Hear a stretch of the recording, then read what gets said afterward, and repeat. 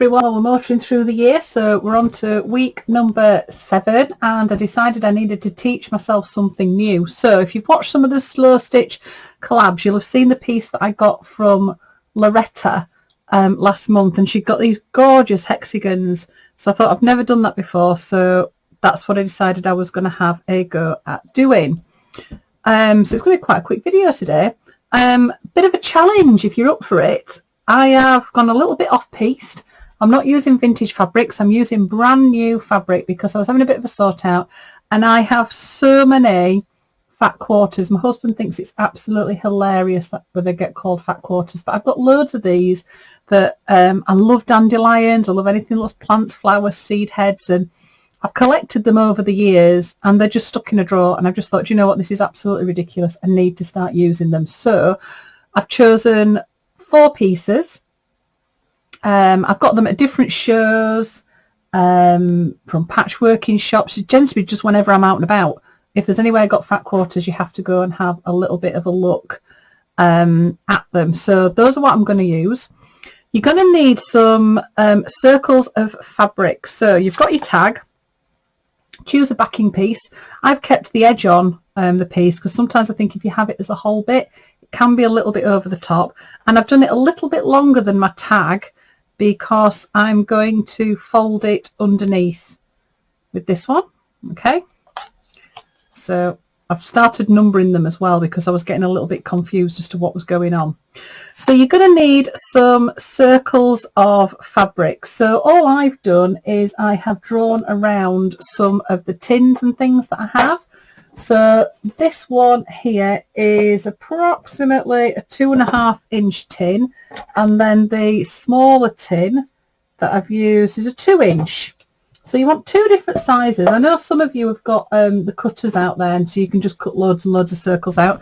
That's absolutely fantastic. Now you don't have to do this next step, but I just found this a little bit easier when I was doing them. So you need to find the center of your circle.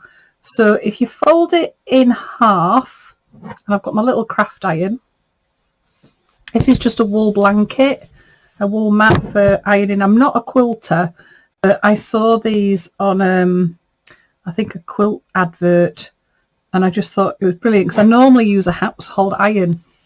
It's just too big to get out, so this is a little one. You can get loads of little craft irons, they're just really handy. So once you know where the center point is, what you're going to do is take one of these lines and you're going to fold it in so that it goes to the center. Okay, and I'm just going to run the iron along. It's not holding it definitely, it just gives me a really nice crease. Now then what you're going to do is the point that it makes here, that point needs to come to the middle. So you're going to fold that in so that heads to the middle of your circle. Okay, again, just turn it around. The little point that you've made here, so this little bit here with the fold, take that into the middle.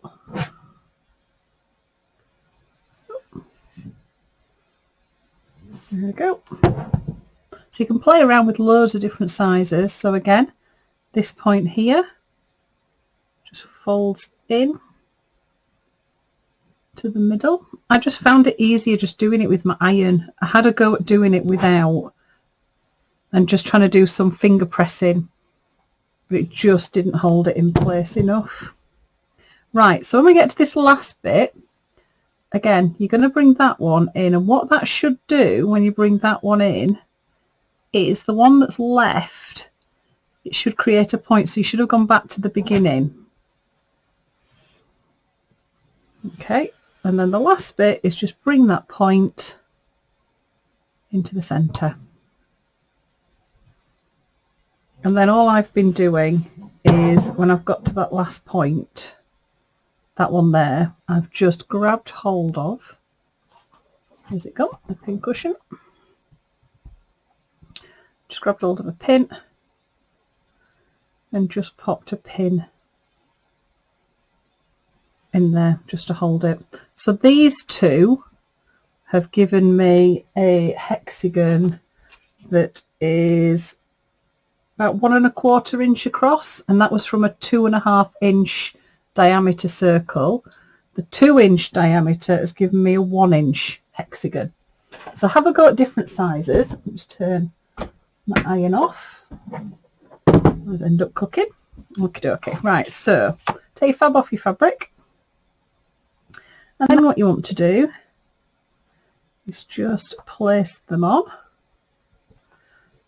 Quite nice to overlap them. This one.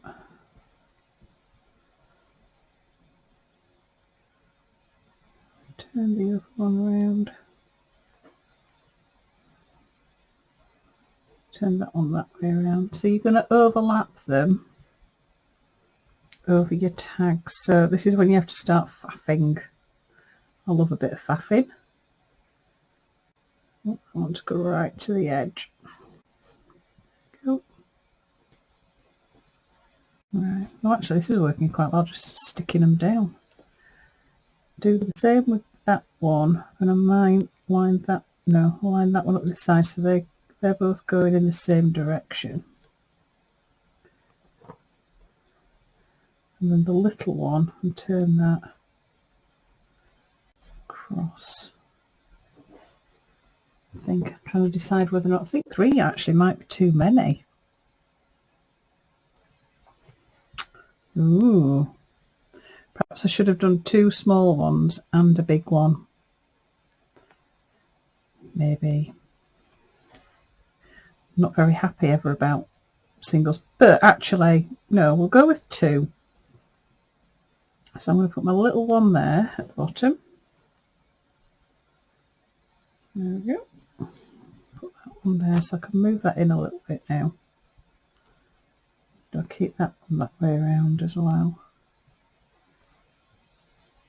Oh, actually, I might keep them in a straight line down the centre. Okay, right, there's different things then that you can do with them. Can just stitch them straight on. You could put things in the middle. You could stitch around the edge. It's going to be totally and utterly up to you. So what I'm going to do, I think, to start off with is I'm going to put a button, pop a button in each of them.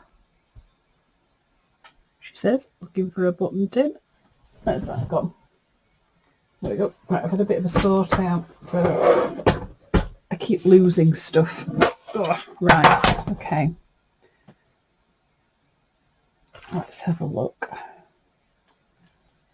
So I've got my linen buttons. Got some actually though that have got spots on them. They're newer ones, so they're a bit like that. Sort of have a spot on. So that's quite cute. Got a brown one there in the middle. Then I might go for a little one. That's quite cute. A bigger one on the smaller one. Then that on there.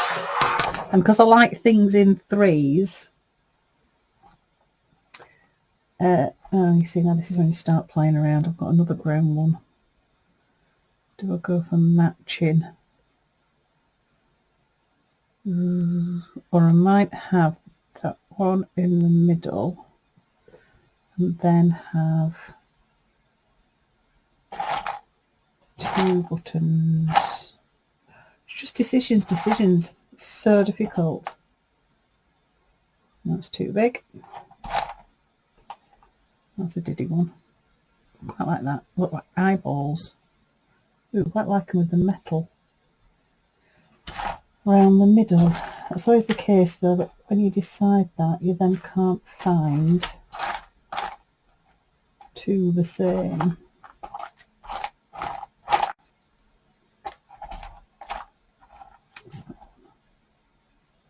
That's just an ordinary. Oh, poor button. I'll be getting upset. I've called it ordinary. All I could do is sorting all these out actually. But I do like rummaging through an actual tin. As you can see, I have loads of buttons. I'm very, very obsessed with finding them. I know a lot of people ask me where I get them from. It's either vintage fairs or just keeping an eye out all the time. So I quite like those ones as well. So I might go that one and that one and that one. Oh, quite like that. That's quite nice. Like that. Yes, so I'm going to go for 2 of the shapes, but then 3 buttons. So then the 2 and the 3 gives me 5. So I'm still playing with my odd numbers. Okay, so then just to pop it on, to start off with, all I'm going to do, just make sure I've got that straight. There we go. Just going to put the needle through from the front so I sort of know where I'm aiming for. There we go, just helps a little bit. So to start off with, I'm just going to stitch down these. Now, obviously, it's going to be up to you as to how much stitching you do, how much embellishing you do, anything like that. So you might have a week where on a Friday you just need a break and you totally go to town. And I've seen some people have done, they got so into some of the tags that they've done 2 or 3 of the same one, which is so nice to see. Or it might be that you just think, I actually haven't got a lot of time this week, so just do a little bit. It really, really doesn't matter. A bit straighter. There we go. Right, then I'm going to pop this one in the middle. It's quite nice actually. Probably does work a little bit better because it's lots of dots. I've got dots on that one. There's dots on my button and then dots on the bottom bit of fabric. Even I do like that with hexagon. I might end up making another one. Because you could just do a tag with 1 on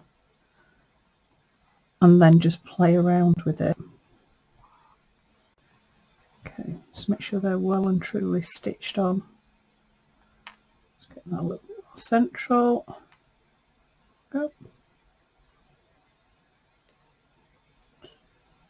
This reminds me, there's a film, children's film called 9, that's about this guy that makes these sort of like living puppets that carry different parts of his soul. And oh, if you haven't seen it, it's fantastic. It's a really good film. They really do look like fabric, but these little buttons here with the little eyes, if you've seen it, you'll know what I mean. Just remind me of the little characters that are on there with their big eyes.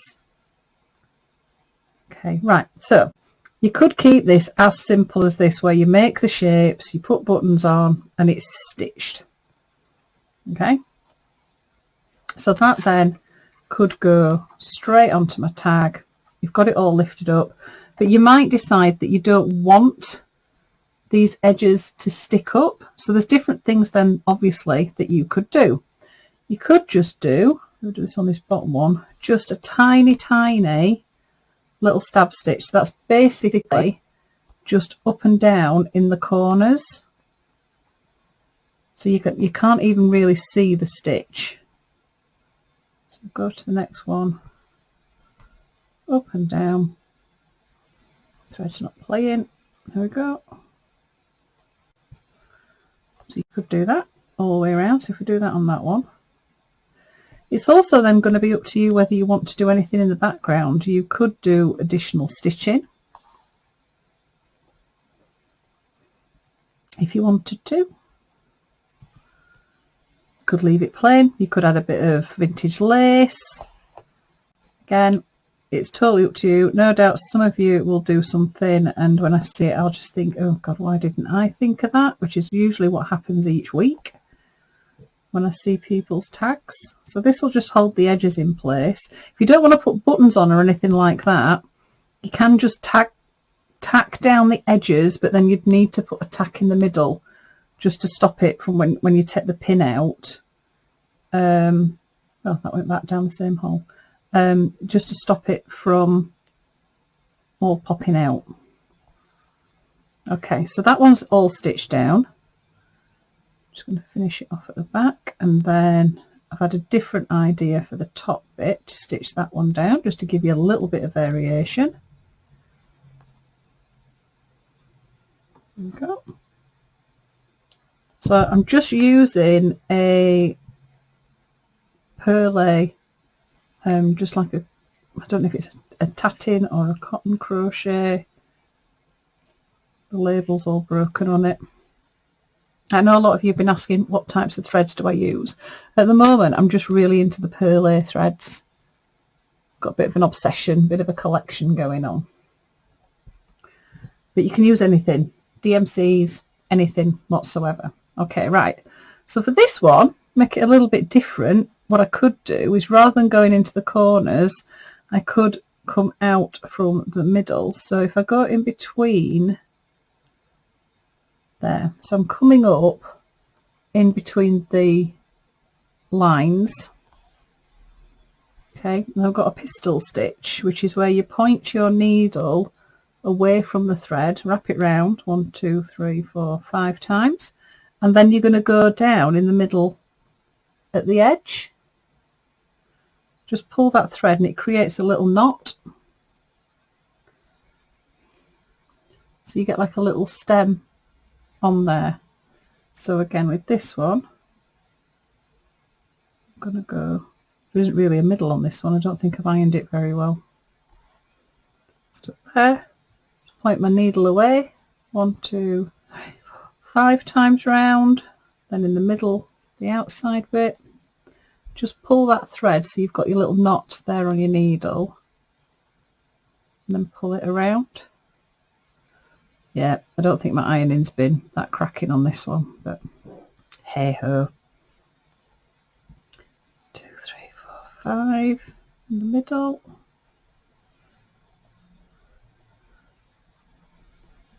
So it just adds a little bit more. I think it's got a bit twisted. I think that bit just moved across a little bit.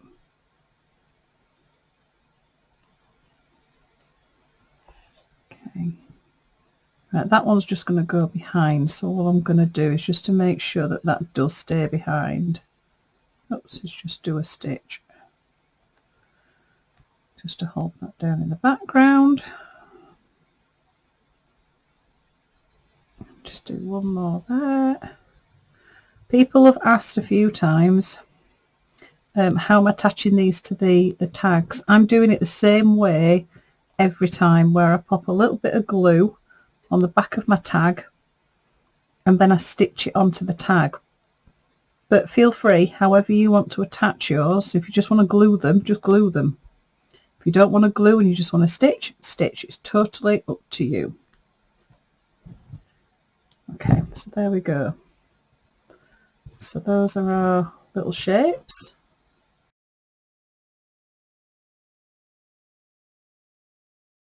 Do anything else to this one, I'll just keep it that simple. I've got my glue stick. Oh. Okay.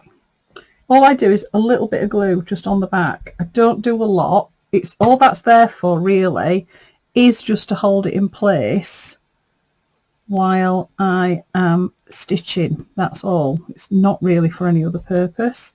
When I do fold overs and things like that, I do tend to glue that as well. So I'm just going to run a little bit of glue. That just makes sure that that definitely does stay in place, because we're not going to stitch all the way along. So just fold that over. Already got my date stamp on the back. Okay, so just really quickly. Quite nice actually to use some of these fabrics. Amazing what I found when I was going through my cupboard. And I get why we keep them. I have so many piles of things where I just think, oh, even now when I'm going through stuff, it's, oh, I can't use that. Oh, I can't use that. And it's like, why? What are you saving it for?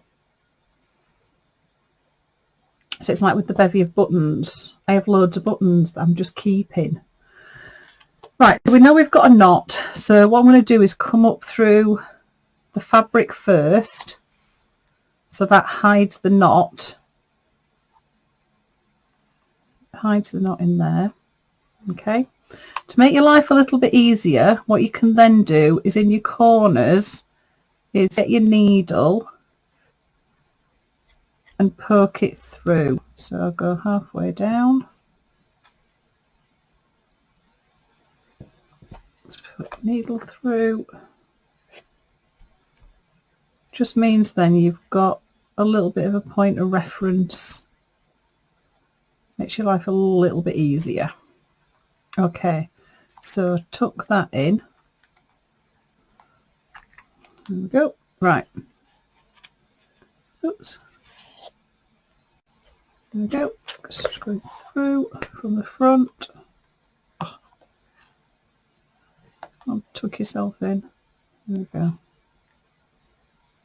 Okay, along to the other side. Just come up from the back in the hole. And then go back down. So you're just doing a tiny little stitch just to hold it in place. So find your hole. Up through the front. And then I'm going to go back down practically next to where we were. It's only about like a millimetre along.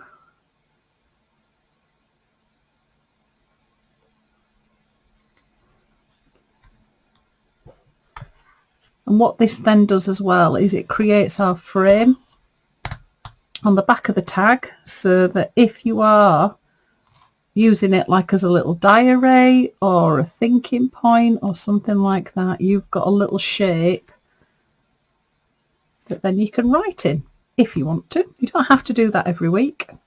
You might have some weeks where you've got absolutely nothing to say. Obviously that doesn't happen very much in my world, but I've started looking for not just things that have happened that week. If something significant's happened, like when we had snow and things like that, I've put that in there. But I've found quotes, so when it looked like all the jabs were going to start going ahead, I got my quote for hope, because I'm just hopeful that we're heading out of this. You might have a favourite saying or a phrase that you like to use, or you might have just heard something that was just quite funny. So then on the back, all I do is just take my needle, just go around it a couple of times in that corner, create a loop, and then go through the loop a couple of times. It just creates a little knot just in that corner. Trim it off. And there we have tag number 7. See you soon.